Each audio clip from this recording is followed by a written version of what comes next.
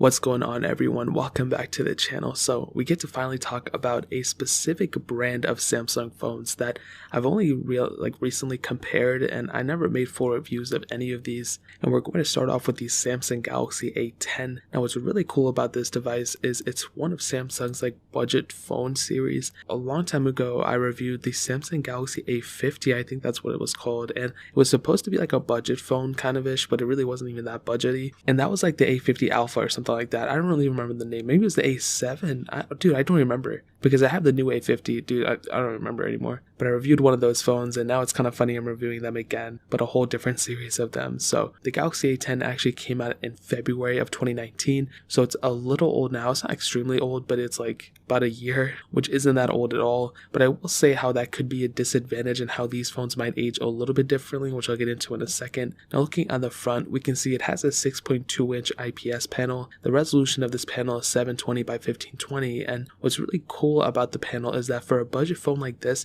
you're getting a not so budget design. So if you look at this, it actually doesn't look that bad of a design, and that screen resolution is not good. Okay, I don't like 720p displays in 2020 or even 2019, but I do have to give credit where it's due. This phone is not supposed to be a flagship phone. It's supposed to be a standard budget phone for most people to go and get. So what I will give credit to Samsung is to giving us that specific water drop design, whatever it's called, teardrop design on this display. So it doesn't have a huge notch. It has a little bit of bezel on the bottom and the sides, but it's not that big of a deal. This phone has a lot going for it in the design aspect for the price that you're paying. When I first got this thing and I got it delivered to me, I was like, wow, this thing actually looks a little bit more premium than I thought. And just a couple years ago, we saw that our budget phones were still super ugly. They weren't that good looking and all those things. And now this thing, even though it has an IPS panel, it does make it look like it's a little bit more premium than just a budget phone. So that's definitely a huge advantage for that. So I don't want to hate on it too much for not having an OLED because it's not really in that demographic. You can always go up to an A20 or A30, whichever ones of those have an OLED display, but I think the display is good enough as it is. You have a micro USB port on this phone, which I'm not a fan of. I wish there was USB Type-C. There's USB Type-C on the other A series device, but this one does not have those things, which does kind of suck. But on the back, a single camera setup, which is okay. Again, this is a budget phone. It's not a crazy huge flagship phone or anything like that. So you do have a micro SD card slot on this phone as well, which is really awesome. I love seeing that. Not a lot of phones have that capability anymore, but Samsung is luckily still keeping that in. Hopefully with the next series of A series devices,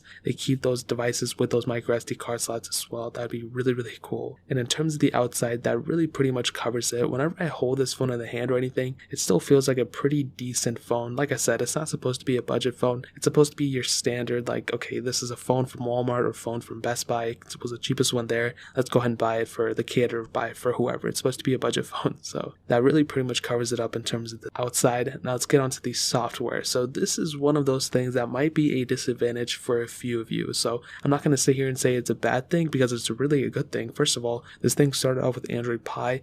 It is set to get Android 10 or Android Q from Samsung. They even put it on their little list of devices that are going to get it, but it's not going to get it until a couple months from now, which is kind of weird because Android Q has been out for a while, and by the time Android 10 comes out, Android 11 is going to be around the corner a little bit. So at least the developer beta, so I don't really know what they're going on there, but regardless, this phone is going to be getting Android Q or Android 10, which is really awesome. But the only downside of this, which it's going to be kind of a push, but I don't know if this is going to get the next version of software on top of that. I have a hard time believing that Samsung is going to push another update on top of Android 10 even. So once Android 11 comes out, I have a feeling it's only going to go for the Samsung Galaxy S10. The S9 might be cut off, and it's going to go from there. So maybe the S series of devices will get multiple software updates, but the Samsung Galaxy A series devices like the A10, the A2030 will only get one software version. Now there's no way for me to verify this. This is just kind of something that I thought of, but it's just I would pose you the question, why would Samsung purposely go and push multiple updates to these older phones,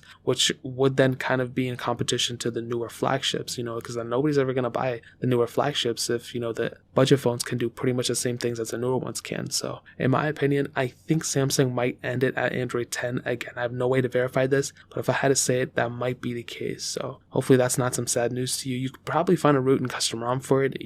on Android 11 or Android 12, hopefully in the future. That'd be really cool. Samsung really sold a lot of these too. This phone was pretty popular at the time, so that really pretty much covers it up in terms of the software standpoint. Now, hitting on the performance side of things, this thing was released with the Exynos 7884 chipset, an octa-core CPU, and there were two different models of the Samsung Galaxy A10, a 32 and another 32 gigabyte variant, but the only difference between them was that the base model had 2 gigabytes of RAM, the top tier model had 4 gigabytes of RAM. So if you want to get that top tier model, which I would highly recommend you to do, you can get that 4 gigabytes of RAM, which is pretty cool. Now, in my terms of me using the phone and everything, I do have the base model, the 2 gigabyte model, and I'll be honest, I didn't even really remember that this thing had 2 gigabytes of RAM. I thought it had at least 3 because when I was messing with it, it doesn't necessarily feel like a slow phone. The only times I noticed it slow was when I was actually kind of honestly paying attention to it and like actually like trying to test things. In terms of actually opening apps and everything is perfectly fine. I mean, you have to remember, I don't remember how much I paid for this thing, like $80 maybe. It's not a fast performing phone because it's not supposed to be a fast performing phone. It's supposed to be a budget phone, and anything on top of that is good. And I'm not saying budget phones have to be slow. There's a lot of phones out there that are fast. The Samsung Galaxy A10 I think is in that sweet spot. Surprisingly, for what you're paying for it, it's better than what I thought. I think that's the best way I can put it. And I've said this about a few other phones too. It's better than the way I thought. When you get it, you kind of assume, okay, it's probably not going to, do anything I really wanted to do. It's not going to be able to game or anything like that. But it does handle things for the most part pretty decently. But really the only downside and the biggest downside of this phone would definitely be that RAM. With phones nowadays, I mean, the base models are having like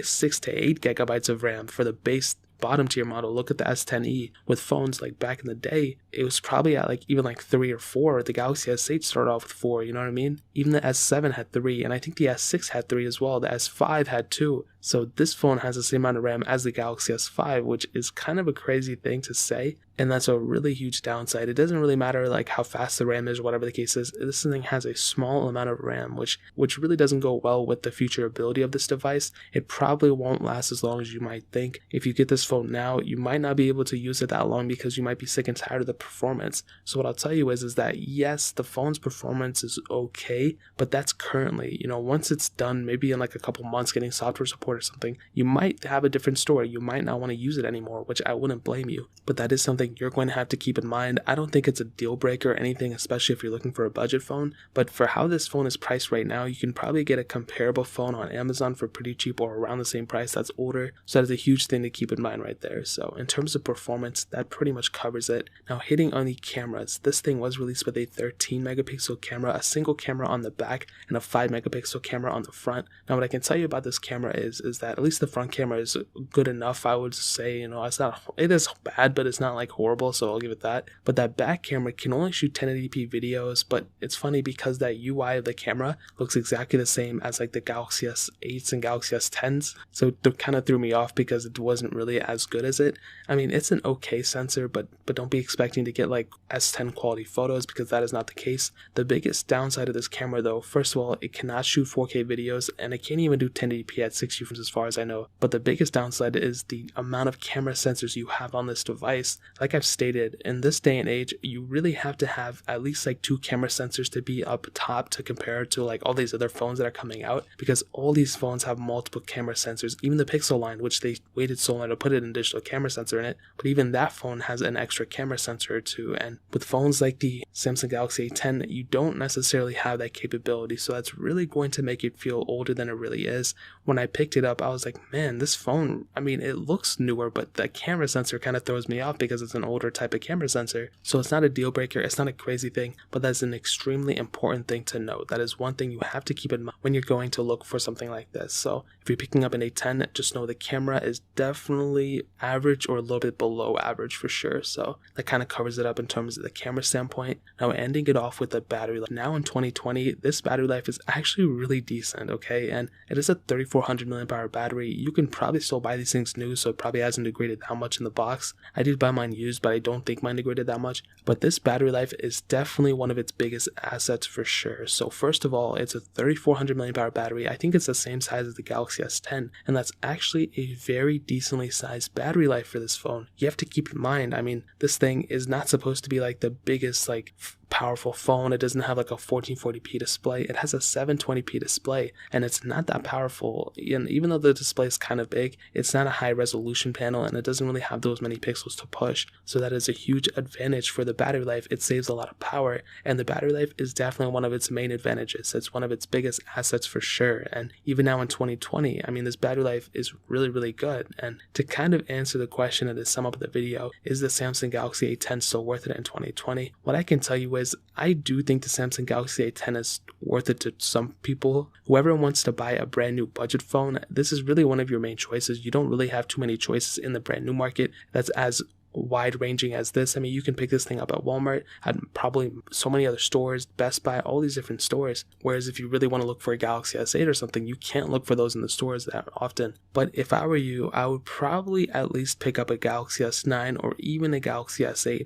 I would rather have those phones, even an S8, over the A10. And I think I made a comparison on those two. The S10, even though it's not getting software support anymore, is still a very good phone, and I would probably end up rooting in a custom ROM just because of that hardware in and of itself. You're getting a much better screen, much better build quality, and all those things. And even on Amazon, the A10 is selling for about $160. You can get an S8 for like probably around that same price too. So I'll go ahead and find the cheapest S8s and A10s on Amazon. I'll link them down in the description below so you guys can get it from there and help support the channel at the same time. But that is pretty much it. If you guys have any other questions or anything, leave it down in the comment section as well. Hit that like button, that would mean so much, but definitely hit that subscribe button. Every single subscriber that we get really does count, so it would mean so much if you guys could hit that. Also check out the other links down in the description as well. My Twitter, my Instagram, my second channel, all those links are linked down below. I'd really appreciate it if you guys could check it out. More importantly than everything else, I love every single one of you guys. Hopefully I'll catch you guys in the next video. Peace out till then.